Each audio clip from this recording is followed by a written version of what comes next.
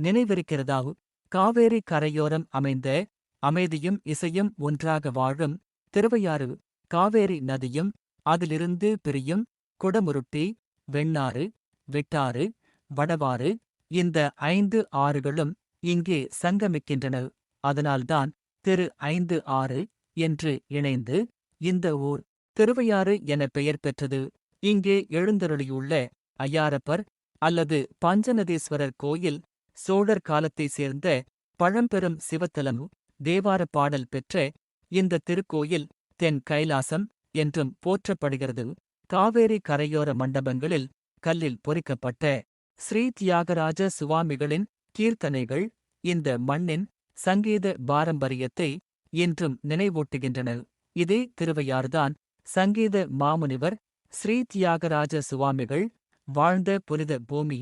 அவரது நினைவாக ஆண்டுதோறும் ஆராதனை விழா இங்கே பக்தியோடும் இசை மரபோடும் கொண்டாடப்படுகிறது. திருவையாறு என்பது ஒரு கோயில் மட்டும் அல்ல, இசையும் பக்தியும் நம் நினைவுகளும் ஒன்றாக கலந்து நிற்கும் ஒரு புனித அனுபவம்.